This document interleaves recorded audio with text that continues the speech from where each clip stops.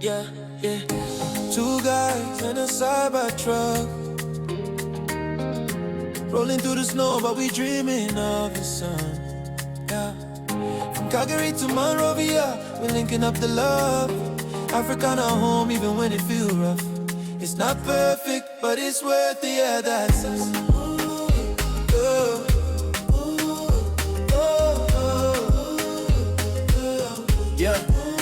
Yeah. Yo, it's Rico and Mo in the truck wheels turning. Reppin' live proudly, that flag still burning. We talk real talk, no cap, no frontin'. Calgary cold, but our hearts still. Ladies and gentlemen, welcome back to Two Guys in the Side of a Truck. My name is Rico. Molly Mo. All right, my guy. And behind us, we have our very, very special guest. Ladies and gentlemen, please introduce yourself for the audience. Hello, everybody. My name is Magbeni Keita, aka Beni. I'm honored to be here today just to chat it up with these guys. Fantastic. Look, we're so happy to have you on board because this has been long coming for the cyber truck and the conversations that we want to have. Just want to thank her for, making the time for us. Consider she just got back in the country, yesterday? Yeah. That's crazy. That's crazy, right? Yesterday. You're a major champ right there. Right. So. Normally, people get jet lag. Are you jet lag at all? Right now, I'm not, but that could also speak to the time that I'm eating. As we just stopped for food. That was my breakfast. Right. Oh, that's... Right? She asked for breakfast. I was like, man, it's supper time. Yes. Yeah. My bad then, because I didn't know the context. I was like, what's going on? I was like, why is he so cranky? I was like... Wasn't too long ago, the Mandingo community had their celebration. What was that, like the 4th or the 5th annual celebration? Yeah, I believe the 5th. Okay. UMAC, United Mandingo Convention of Canada. Okay. Rolling through the snow, but we dreaming of. Okay, and you were the MC there. Yes. Okay. The best MC? No, it's hands down. That's no joke, man. I'm serious, man. I was at a Liberian event this gone Saturday, man. You were there. Yeah. I'm honored. Thanks, guys. Thanks. It's just something we do on the side for fun. Absolutely. And when the community reaches out, it's like, sure, let's do it. I love that. And are you Liberian? Like where you're from? All of that. Let's connect the dots here so we're all on the same page. Okay, for sure. That is a loaded question. Absolutely. Who am I? As I said already, Magbeni Keita. I was born in Guinea Conakry, West Africa. But Guinea Conakry, specifically where I was born was Saradu. Okay. Saradu? Saradu. Man, I was just there this year. I traveled through Saradu. That's really cool. Mm-hmm. Yeah. I would have been born in Liberia had it not been for the war. Okay. My older siblings were born there. And then through the refugee system, Right. Family relocated to Canada. Okay. We went straight to Saskatchewan, Oh, wow. at a small city called Moose Jaw, is where I was raised. I came at the age of 11, Okay. and now I am 29. So almost 20 years. I think this December will make us 20 years here. Studied elementary, high school in Moose Jaw, went on to do university at the University of Regina, studied the nursing program, did 4 years of that. And then from there, I worked there for 3 years and then started travel nursing. We've been all over Canada, from Saskatchewan, here, Alberta, worked in Grand Prairie for some time. And then Yukon, Northwest Territories, Newfoundland. You worked in Newfoundland? Where in Newfoundland? Yeah, okay. In Saint something. I can find it. It's a very small place. I had a hard time finding rice. Not very diverse. Yeah, but not St. John's. I think your mom's out there. Yeah, not St. John's. It's a smaller town. Now I am a mother. I've been a wife for 3 years. Married to my high school sweetheart, I guess you can say. We've been together for 11 years now. Our daughter's 5 months old. Currently on maternity leave, still traveling, enjoying. Yeah, that's a little bit about me. I come from a big family. We're the Keitas. I'm the last of 10, 13 from my dad's side. Yeah. That is a loaded Yeah. family tree right there. Exactly. I don't think there's room for another branch, that's for sure. 3 moms. Wow. I'm sure you guys know some of my family members, but Okay. that's a little about me. Amazing. Impressed. I'm impressed. Growing up in Moose Jaw, Saskatchewan, man. Have you been in Moose Jaw? No. No, it's a really nice. It's a nice little small city, but just amazing. You know. What's the population there? I think now in the 30 something thousand. Yeah, 30. Oh wow, 30 it's street? tiny. Oh yeah, it's Moose Jaw. It's just Tiny, and that's where you went to school, right? Yeah. So this is where your high school sweetheart would have been from. Elementary, high school. That's wild. Yeah, See, yeah. I be telling people if they want to get married, they gotta move to a smaller city. Like, legit. no. This tell you how, you know, it doesn't matter where you come from, where you live, you can do better. You can do whatever you want to do.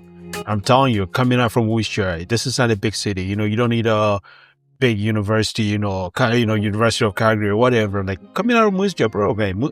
Moose Jaw, I've been there a few times. Oh, It's yeah? just, just an hour east of Swift Current, Mm-hmm. right? Mhm. It's, Yeah. it's amazing, you You're know? absolutely And right. then you're like, what? Through the snow, but we dreaming. You've been to the Yukon. Mm-hmm. That still amazed me, man. Yeah. Like, I'm telling you. And anytime that was the first time I heard that, I was like, no, we got to talk to her. Live in the Yukon. So how did the Yukon opportunity come about? Was that after, like, just walk us through the whole step? I don't want to chop up this story here. Okay, how did the Yukon came about? So after working in Regina for about 3 years, I felt quite stagnant. And I wanted to challenge myself. So I was ready to immerse myself in a new environment, but it was more so like work environment. But then, you know, when you have that bug, like you just need change, you're desperate. Right. So then we just jumped, from, okay, let's change up work environment to what the hell? Let's just change up our whole, living environment. And Yukon, it's all the way in the north. There's work opportunities. They pay higher and everything. And my husband was just finishing school at the time too. So we just decided, why not? Let's go. So now we live out there, Right. house and everything. Okay. Nice. So that's your resident at this very moment. Correct. Yes. Okay, and you come to Calgary quite frequently, and that's also like work related. Yeah. Calgary is like our second home. If we're traveling anywhere, it's like where we stop. I see. Yeah. And my mom's out here, siblings are out here. Gotcha. Another reason. Yeah. Okay. So boy, No, keep going. So all right. So now you've been here for like 20 plus years, or at least 19. Yeah. Okay. Have you like been back home already? Yeah, I have. Okay. Yeah. Went back for the first time in 2016. Okay. And it was shocking. That was gonna be that was my question right now. How was the experience? Yeah. So Right? Tell us about it. I came at the age of 11, right? So by the time I had gone back, I was in my third year of university. So I was 20 years old. Okay. So it had been 9, almost 10 years. It was just, honestly, I was shocked in my own country. It felt like I was there for the first time. From the culture shock to the physical environment, it was all just like shocking. And like you said, you peeped a bit of a Liberian accent, but being there, I could not fit in. I stuck out like a sore thumb, and it wasn't just the dressing. They would say they could tell by how smooth the skin was, by the way. They have a way. It doesn't matter, man. And I still speak my language. Right. I don't know if you got that from the convention, but even speaking my language, they're like, Didn't say they were like, there's an accent. You're not from here. So I was a tourist, a stranger in my own country. Rolling through the snow, but we dreaming. Are we talking Guinea now? Or? Yeah, we're talking Guinea. Yeah. That was Guinea for So sure. you went back to your hometown. Yeah, went to Saradu. What? So were you able to connect with like your old friends? Did you still have friends in this environment? Like how was that whole thing? Or was it just like was all your connection primarily family members? Yeah, it was mainly family members. I did like make new friends, but like connecting with old friends, no. Okay. Yeah, it was mainly family and just making new friends. So there was no time to get into that reminisce of, oh wow, we saw you leave when you were 9 and then you come. Oh, we definitely got into that, but it wasn't with friends from back. Okay. Then it was with family, like aunties, uncles, telling you baby stories, children, and you're like, I don't remember any of this, but sure, I'll take it in. Right. Yeah.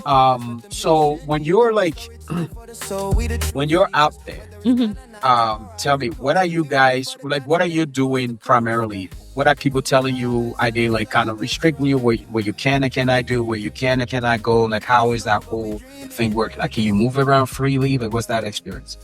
It wasn't bad, actually. The only time I ever felt restricted was with the dressing. All right. Guinea is predominantly a Muslim country. Right. So modesty is very important. So there was like 1 or 2 instances where we were told to change. And I mean, like, what we were wearing. Forgot yourself. I mean, I wouldn't say it's the environment, right? Like, you have to dress accordingly. I think what I was wearing, it had a slit to the side, like a maxi dress, but that wasn't okay. So we changed. And then I think the time period we went to was around Ramadan. There was that too. Oh, okay. So then, okay. yeah, I had to wear hijab through it. Yeah, it was me and my sister that went. And then moving around, like when we would go shopping, it worked to our benefit to have people with us, just because immediately the price would go up because they're thinking we're not from there, right? That's right. Yeah. That's right. So that way, it was nice, to have people with us and speaking on our behalf. We were just told, don't say anything, just come, stand there, don't say anything. Otherwise, the price goes up. But no, other than that, it was pretty good. We were able to get away sometimes, check out the nightlife. Our brother drove us around. We had a vehicle. Yeah, it was free. It was nice. How was the nightlife? Very fun. Very fun. You got to be careful. Not in Saradu. Now you're talking. No. This was in Conakry. Conakry. Okay. So you would have had to move from, what's the name of the city? Saradu. You had to move from Saradu to Guinea Conakry to experience the nightlife. Well, kind of how you... No, Conakry is city. It's capital it's the city. Capital city. So Saradu is a little town.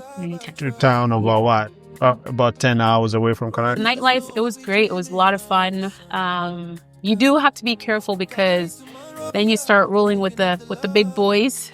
Like the politicians and whatnot. And that's where you have to be careful, or like you do have to be careful. Okay. It can be a good time, but yeah. Maybe sideways as well. Exactly. Yeah. That's so interesting. When you look at your experience now, okay. You think about, I don't know how often you think about Africa. Where do you stand in the probability of going back or moving back? Like, is that even like something that's in your future, or like, where do you stand with that? Okay, so there is a reason why our parents relocated. I don't know if you're here through your parents, but there is a reason why. The opportunity, ease of living, etc., etc. Right. Unfortunately, what I have here, I won't have that back home unless I make that for myself somehow. I haven't come to the conclusion of how, I can make that happen. Like, even for instance, because if you're going to move back, you need money, right? You need to sustain yourself. Yep. The way I'm living here, my lifestyle, and what I'm doing for a living, working, and my pay, would I be able to get exactly that back home? Being realistic and honest, most likely a no, unless you have connection, and probably through some corruption, it's a no. The seawall. You used to use the seawall. Yeah. Can we be honest? Oh yeah, no, we have to be honest. Yeah. Right. Right. No, Absolutely. Thank you. So for that reason, I don't see myself moving back home. However, if the way I was living here, let's just forget about the way I was living. The money I'm making here, if I can make that back home, absolutely. It was beautiful. It was great. Like, there's ways that our countries can improve. Right. But I still had a wonderful time when I was there. And I even recall saying, I want to come back every year. You know, that's something that I wanted to do. That was what, 2016, Right. almost 10 years ago, you know, and I Oh, still yeah. haven't gone back. Oh, really? Yeah, it doesn't stop. We graduated, we got married, we, you know. Yeah, I had a Yeah. baby. Yeah, relocated to different areas. Still traveling, but just haven't found myself going back. Going back. Yeah. Okay. Yeah.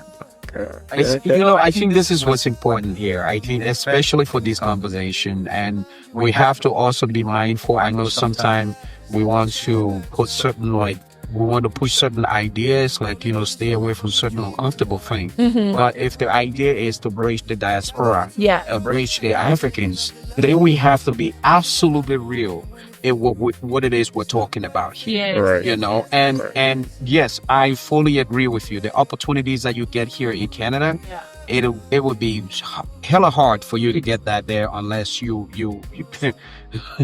who was saying the other day, there's a person who basically, you know, anytime you see them with somebody, you know that person is going to get them to the next level or the next 3 levels, you know. That's right. Oh yeah. They don't just Reaching. they don't be out there like that. They're always like who's